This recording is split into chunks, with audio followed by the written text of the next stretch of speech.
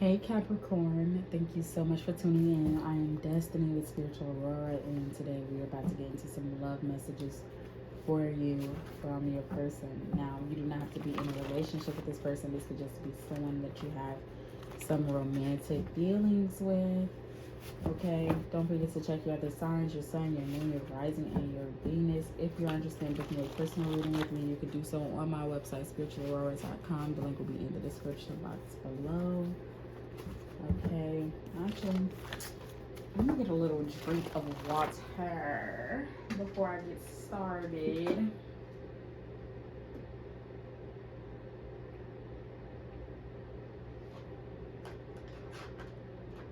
Okay. So, Spirit, what is one card that is a message from Capricorn's person? This person want to tell Capricorn.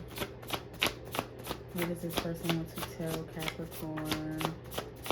What does this person want to tell Capricorn? What does this person want to tell Capricorn?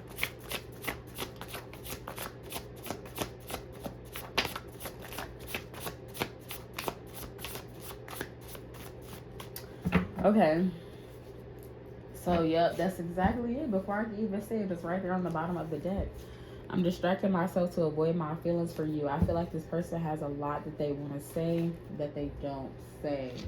And so to make it easier for them to avoid expressing their feelings, they distract themselves with work, with drugs, with friends, family, responsibilities, TV, social media, whatever. Like, they just use whatever is available to them to distract themselves from just being vulnerable with you.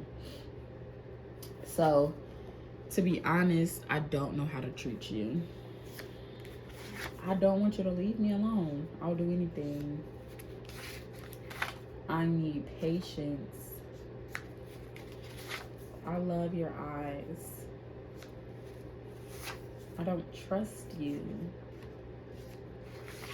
Arguments. Controlling. I have abandonment issues. Do you remember that little thing I used to do with my son? Lord, they trying to get freaky. Do you remember me? You deserve better. I think of you before bed. You're just something for me to do. Okay, so I feel like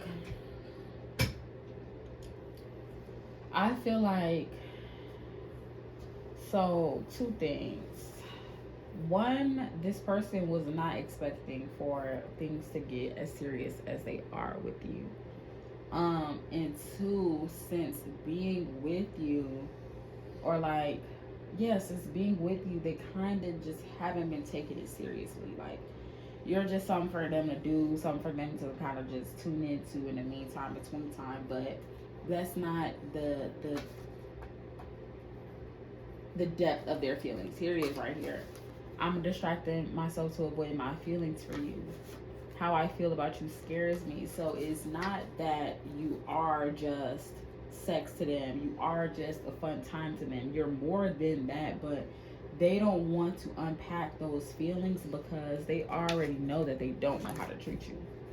You know, that they don't know how to be the person that you are looking for. This person has a lot of abandonment issues. Now, abandonment issues run deep. They're not just about like parental abandonment. And it doesn't always have to be physical. This person could have grew up in a household with both of their parents, but their parents they were always working. They weren't emotionally there. They weren't like verbally there, or that's kind of emotionally, but you know, they weren't there monetarily. So this person might have had to get a job very young, start saving, start worrying about money. So, you know, there are multiple ways for abandonment to show up that goes beyond just physically not having that parent there. But I feel like this person, you have a particular way about you, a particular way that you desire to be loved, and they feel like you are controlling them and like you're trying to control the situation. And a part of that makes them want to rebel because they feel like nobody can tell them what to do. You know, they do what they want to do. You know, like nobody is about to have them like simping out basically, and having them change up what they have going on in order to be in a relationship. But the thing is like you can't want to maintain your independence and be in a relationship at the same point in time. You know, you can't want to completely be 100% yourself and not make any changes and want to be in a healthy long-term commitment.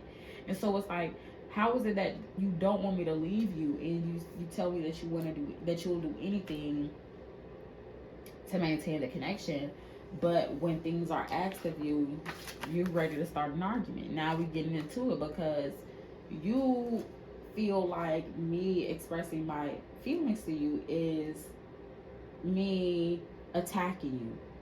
It's me planning to leave you. It's me not hearing you, not showing up for you. And I feel like this person, they know it. They know that they need more patience. They need more patience for emotions. They need more patience for relationships. They need more patience for themselves and their past. But I feel like right now they're so focused on the external that they haven't worked on the internal, and that's why they don't trust you. You know, you could have done something, but I feel like what you did is not really that big of a deal. You know, they had these trust issues before you did whatever you did, so it doesn't really matter what you did. Their feelings for you hasn't wavered because you did whatever it is that you did. Their feelings for you have really maintained or really stayed the same. It's just that their actions haven't changed. You know, they might have made a couple changes here and there, but in the grand scheme of things, things are pretty much the same, you know. And so it's like this push and pull where 1 minute they're all in, right? I think of you before bed, so they wanting you. They hold on, where is it? I'm obsessed with you right here. You make me want to be better, okay? Like, how I feel about you scares me. Okay, I love your eyes. This person is thinking about you. They're obsessing over kind of having a relationship with you, having you, being with you, and things like that. Do you remember that little thing I used to do with my tongue? They, you know, are romanticizing a connection with you. But then the moment that you get close to them, then those abandonment issues start to peek in. Then, you know, it's, you know what, let me take a step back because you deserve better. I don't really know how to treat you. You deserve better than me. You deserve somebody that's going to know how to treat you, because for me, you're just something for me to do. I haven't really taken the necessary steps in order to improve this connection. So right now, you're just something that I'm doing in the meantime, between time, you know, until I get my shit together. But it's like that, again, that's that push and pull, because as soon as you pull, they pull you in, get you close, and then they push you away, and then they pull you in, and then they push you away, and then they pull you in, and they push you away, because they're having this internal conflict. But again, they're so focused on the external that they haven't taken the necessary time or steps to really focus on the internal. It's like, how could you work through your shit if you're always focused on something else? You make me want to be better. I'm obsessed with you. How I feel about you scares me. I'm distracting myself to avoid my feelings for you. I question my place in your life. I'll be reaching out soon. I feel like this person, they just want to be validated. They want to be loved. And the thing is that I ask for your forgiveness on the bottom. The thing is that nobody can love you if you don't love yourself. If you don't love yourself, someone could come in and say, I love you, I love you, I love you, I love you, I love you, I love you, I love you, right? But if you don't believe that, if you are not feeling loved by the one person who is obligated to love you, which is yourself, then how could you believe that anybody else will love you? In The Speed of Trust by, I think it's like Stephen, he talks about, in like the first couple chapters, he talks about how our trust in others starts with our trust with ourselves.